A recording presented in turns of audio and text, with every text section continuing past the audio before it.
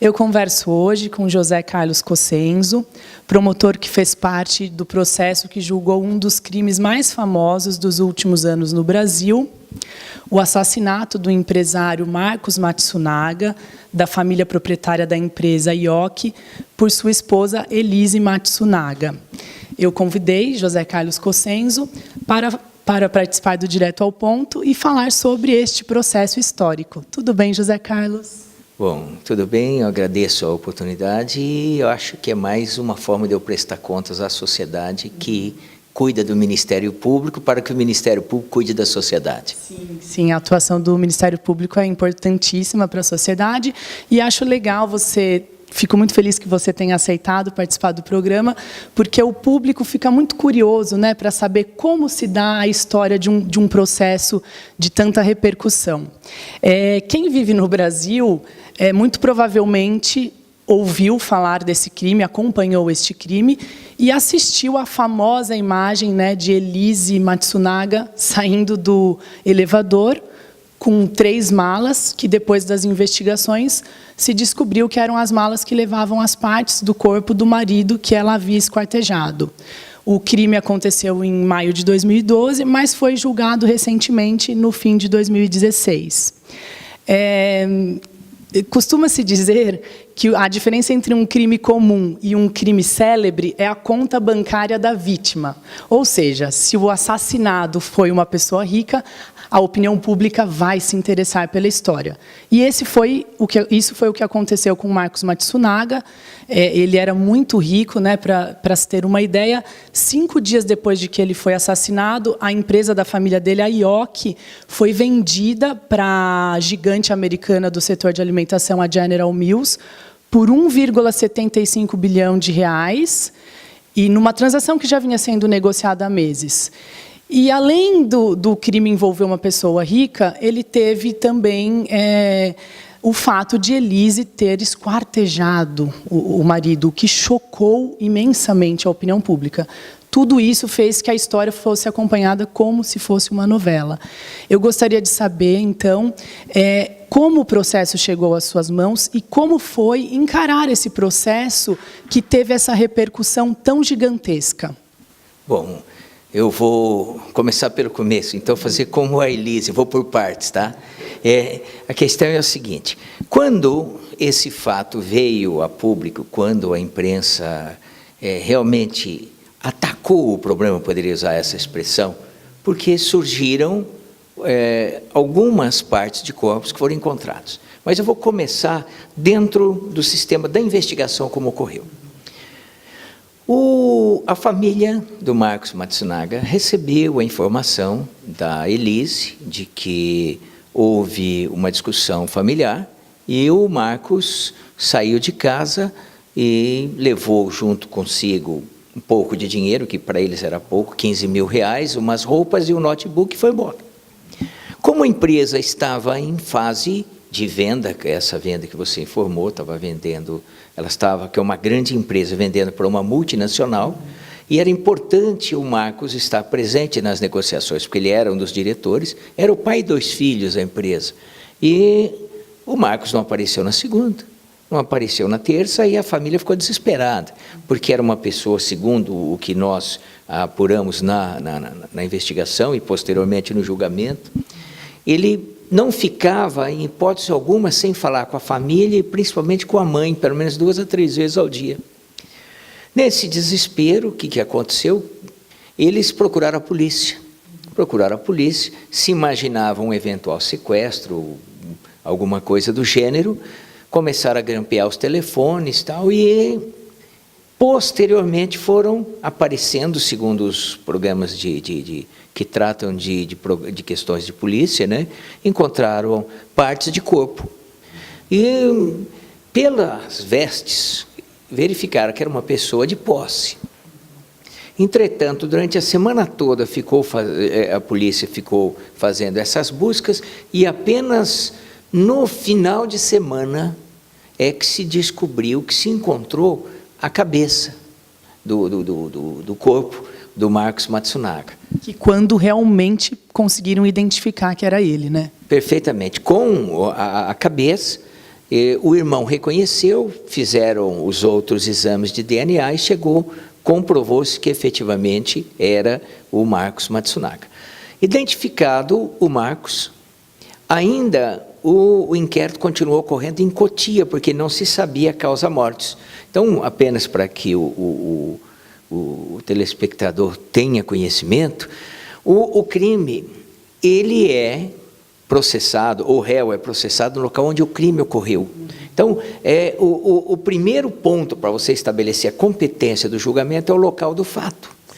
E como se encontraram as partes ali, posteriormente, quando a Elise confessou a autoria e se descobriu que o crime foi na rua Carlos Weber, aqui próximo da Lapa, foi em São Paulo, a competência deslocou para cá. Quando a competência deslocou, São Paulo é dividido em várias regiões para apuração de fatos, principalmente no aspecto do júri. Essa área afeta ao 5º Tribunal do Júri da capital, que pega Pinheiros e toda aquela região. O processo foi encaminhado para Pinheiros. E ali, o 5º Tribunal do Júri, nessa divisão, que é por distribuição, coube a mim receber aí essa incumbência, essa missão de investigar, propor ação e buscar a condenação da acusada. Quando o processo, na verdade, o inquérito chegou às minhas mãos, a Elise já tinha confessado o fato, aí chegaram os laudos e eu tive que fazer uma denúncia assim com extrema rapidez, faltando inúmeras diligências ainda. Por quê? Porque tinha sido decretada a prisão temporária dela pelo juiz lá de Cotia por 5 dias e foi prorrogada por mais 5. Como a sistemática da prisão temporária ela é extremamente singela no caso de soltura, se porventura no dia em que foi decretada a prisão temporária, não há necessidade de alvará de soltura, venceu, já é solta. Para evitar isso, eu fiz uma denúncia, mas faltavam muitos e muitos laudos. Esses laudos só foram sendo localizados, só foram desenvolvidos durante a instrução. E depois, durante a instrução, eles vieram. Então, foi um processo, posso dizer, com extrema quantidade de minúcias, muitos laudos, e que, como grandes casos complexos como esse, muitas verdades são desconhecidas do grande público. Você afirmou que quando você recebeu o processo, a opinião pública estava vendo a Elise mais como uma coitadinha, uma vítima, porque muito se falou que ela era judiada pelo marido. E que você, ao ler o material investigativo, concluiu que não era bem assim e que gostaria de mudar a visão da opinião pública. Eu queria que você relatasse como você trabalhou nesse sentido e como você também leu o material investigativo e propôs a denúncia. Bom, o inquérito ele é elaborado com base única e exclusivamente nos indícios que a polícia vai encontrando. Posteriormente, postos esses indícios, isso eu estou tentando ser didático para que quem está nos assistindo possa entender qual é a dinâmica, qual é o desenvolvimento disso. Quando a pessoa é processada, e aceita a denúncia, ou seja, esse processo já foi acolhido pela Justiça, ele vai fazer a sua defesa e fica o Ministério Público propondo, a defesa se defendendo e as partes podem utilizar os mesmos mecanismos, isso nós chamamos contraditória e ampla defesa. Eu tinha conhecimento desses fatos a respeito desse caso, do caso que ficou famoso aí como caso Ioki ou Marcos Matsunaga, geralmente caso Ioki. Por quê? Porque eu via pela mídia, o que eu sabia era tudo pela imprensa. O que eu sabia pela imprensa era a versão só dela. Ela vendeu uma versão que ela foi colocada pela própria defesa. foi um estratagema, foi um momento que foi interessante para eles se colocar como uma questão de vítima. Por quê? Ela era uma pessoa, em tese, ou segundo a versão dela, era uma pessoa pobre que veio de uma família extremamente pobre. Segundo ela, nós ficamos sabendo durante a instrução, ela alega que foi estuprada pelo padrasto, posteriormente foi estudar, fugiu com o rapaz para o Rio Grande do Sul, voltou quando era menor de idade ainda, posteriormente foi estudar em Curitiba. Lá em Curitiba a situação estava difícil, encontrou uma pessoa que indicou para ela, olha, você pode ganhar muito mais fazendo programas, se prostituindo, do que trabalhando aqui, né, nessa área de técnica de enfermagem. Então ela começou a manter aí essa atividade da prostituição. Posteriormente ela teve uma sorte grande em encontrar uma pessoa que é extremamente rica, um milionário, que é o Marcos Matsunaga. A vida dela mudou de um dia para o outro, assim, teve um salto gigantesco. Só que não foi só no casamento, porque quando ela encontrou o Marcos, ela foi amante dele por 3 anos, o Marcos, antes de se casarem. Ele colocou-a numa situação extremamente confortável, deu carro e dinheiro, ou seja, ela mantinha uma vida de casada, mas apenas e tão somente quando ele não estava na casa dele. Quando eu vi essa situação, e eu vi que todo o país ficou condoído, falou, não é possível, essa moça tão sofrida, tão pobre, né, sendo judiada por uma situação dessa, e principalmente humilhada, porque veio de uma situação inferior. Quando eu vi o inquérito, eu vi que é totalmente inverídica essa afirmação dela. Era um absurdo colocado pela defesa. Ele era um cavalheiro, ou aquilo que nós poderemos assim rotular como um lord inglês. Era uma pessoa de educação finíssima, de uma cultura invejável, era uma pessoa que era um grande conhecedor de vinhos, colecionador de armas, realmente foi uma pessoa que os pais criaram a imagem e semelhante deles, os orientais extremamente serenos, quietos, calmos, e ele era tudo aquilo que ela dizia, mas ao contrário, ele era uma pessoa que tratava bem, era carinhoso e tal. Feito isso, o que é que eu tive que demonstrar? Primeiro, que a versão dela era um absurdo. E segundo, que a vítima não era aquela pessoa ruim, não era aquela pessoa péssima, aquela pessoa violenta que ela fez. E você se importou em demonstrar isso não só na denúncia, mas também para a opinião pública? Você se importou em deixar isso bem claro no trato com a imprensa? Como é um processo midiático, vamos deixar bem claro, e isso é bom que as pessoas que estão em casa entendam isso. Muitas vezes o julgamento pelo tribunal do júri não é feito por 2 profissionais. Não é o juiz e o promotor e o advogado que participam. Quem vai decidir são 7 pessoas da sociedade. E, preferentemente, pessoas que não tenham conhecimento técnico sobre o fato. O ideal é que cada um tenha um segmento da sociedade. Tivesse um pedreiro, um mecânico, um médico, um engenheiro, um eletricista, um vendedor, um corretor, de todos os segmentos, para que cada um pudesse ter o seu entendimento. E feito isso, uma vez que a defesa continuava vendendo que ela era uma vítima da sociedade, eu tive que demonstrar, principalmente através da mídia, que realmente ela não era aquilo. E nisso foi onde eu estabeleci os 3 pilares da denúncia. Quais são? Qual era o motivo? O motivo era o motivo torpe. O que é o motivo torpe? A vingança.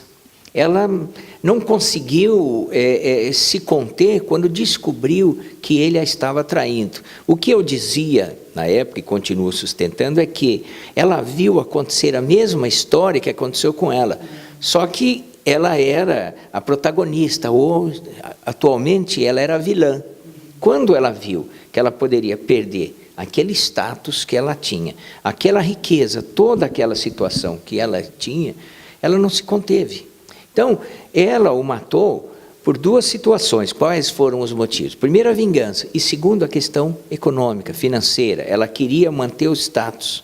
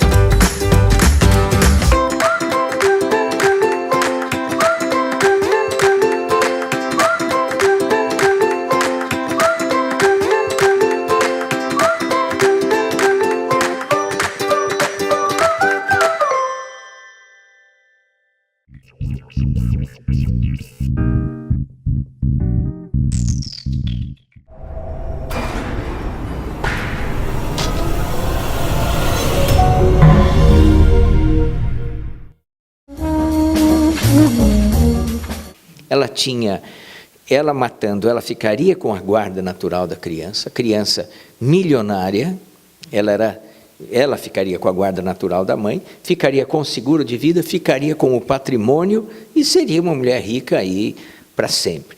O segundo pilar dessa proposta de acusação, que é a denúncia, é qual foi o meio. O meio foi cruel. Por que o meio cruel? O meio cruel é aquele em que a pessoa sofre de uma forma demasiada. E o legislador estabelece que, dentre aquele elenco do meio cruel, está um deles que chama-se asfixia. É uma condição quando a pessoa morre sufocada por falta de ar ou ingestão de alguma outra coisa. E ficou bem claro que ele morreu de asfixia, por quê? Decorrente da ingestão do sangue em face ao início da degola. E o terceiro ponto, que seria... Só fazer uma pausa aí, que foi um motivo de grande discórdia, né, entre a acusação e a defesa.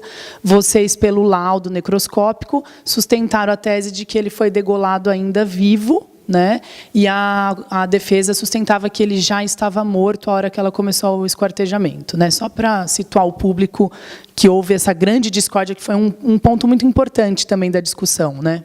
Foi algo assim extremamente complexo, porque a defesa trouxe um perito, e esse perito fez uma construção que para mim é absolutamente ilógica, mas ele colocou para os jurados. Eu não sei aqui efetivamente se o jurado, dentro dessa percepção, ele está acolhendo o posicionamento de um perito de 45 anos de trabalho, com o outro que fez a exumação, mais ou menos o mesmo tanto, e um outro perito assistente nosso, que chama-se Dr. Carlos Coelho, que é conhecido disparadamente, um dos melhores e mais experientes peritos do país. Então, nós tínhamos 3 pontos que diziam o seguinte. Primeiro, eu vou tentar detalhar para que as pessoas que estão em casa entendam. Qual foi a causa mortis? Segundo o perito, a causa mortis foi o trauma crânioencefálico decorrente do disparo de arma de fogo, ou seja, o tiro que entrou da esquerda para a direita, de frente para trás e de baixo para cima. E esse projétil ficou alojado no cerebelo. E qual foi a continuação? Esse trauma crânioencefálico associado à asfixia.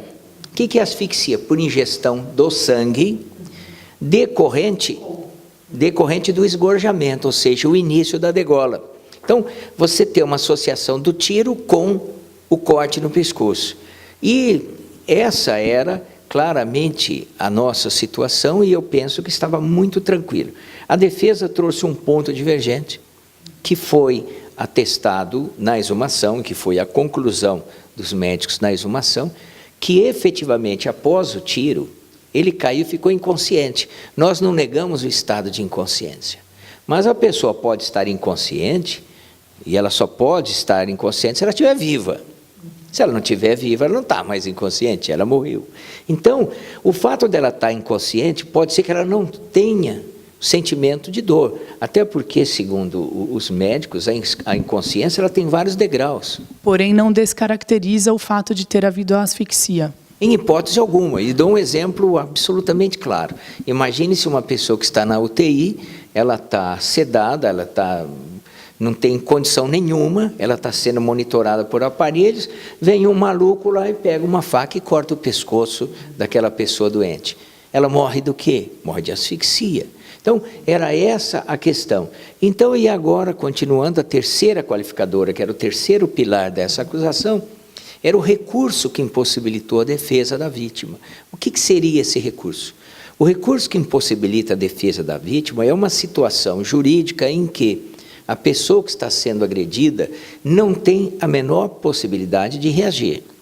Imagine-se, ele desarmado, a 2 metros de distância, ela armada com uma pistola automática, preparada para atirar, a pistola engatilhada, que nós verificamos toda essa situação, porque não há possibilidade de uma arma automática você puxar o gatilho. Se você não antes tiver engatilhado, ela já estava com tudo pronto e ele não tinha a menor possibilidade de reação.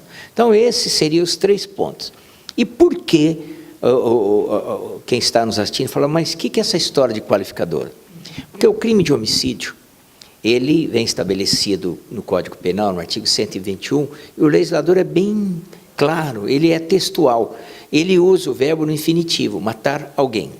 Então, você mata alguém, pouco importa se é com pedra, pau, bomba, asfixiado, tiro, sufocado, seja lá qual a forma, se a pessoa morreu, você praticou um crime de homicídio. O crime de homicídio, segundo o nosso Código Penal, a pena mínima ela vai de 6 e vai até 20 anos.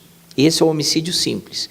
Todavia, se ele for qualificado, ou seja, se houverem circunstâncias que tornam aquele crime mais gravoso, mais intenso, mais violento, mais prejudicial, um sofrimento muito maior, ele qualifica. Qualifica significa o quê? Aumenta a pena. A pena que era de 6, que era a base, ela pula para 12. E o teto, que era 20, ela passa para 30. Então, um crime de homicídio qualificado, ele teria uma pena de 12 a 30 anos, que era a minha proposta. José Carlos, resumindo, então, foram 3 qualificadoras, como você citou, o motivo torpe, o meio cruel e recursos que impossibilitariam a defesa da vítima. Qual foi a dificuldade, a complexidade de se provar e de se sustentar essas 3 qualificadoras? Eu acho que o mais difícil para mim desse júri foi a complexidade para você controlar o tempo daquilo que o Estado lhe confere. Imagine só, foi o júri mais longo da história de São Paulo. Até hoje nós tivemos um júri que demorou 8 dias. Nesses 8 dias, imaginem, 8 dias você fazendo uma atuação de pelo menos 14 a 15 horas por dia, trabalhando.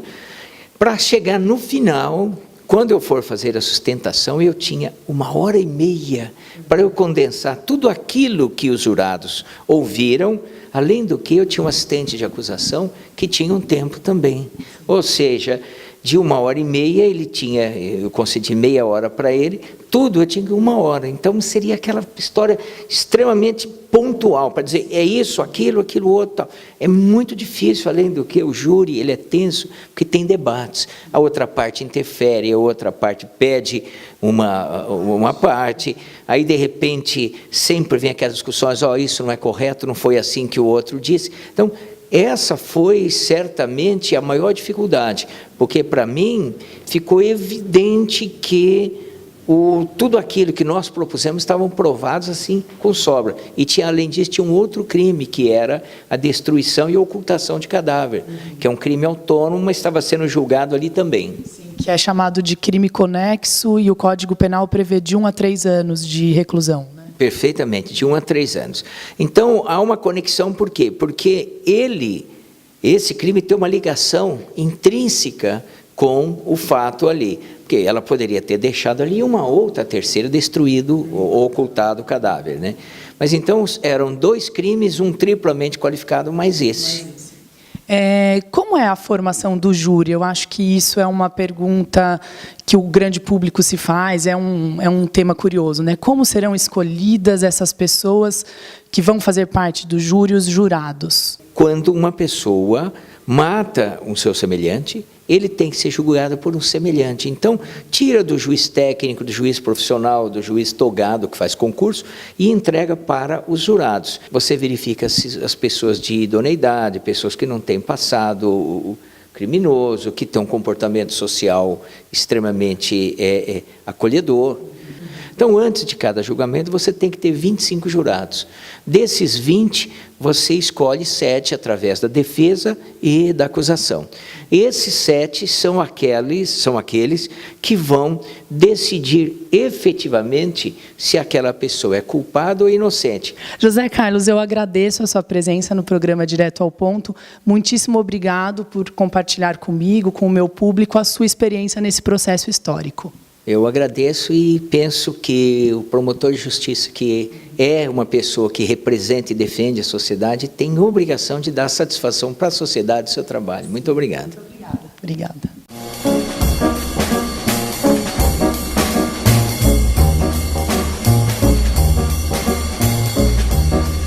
Thank you.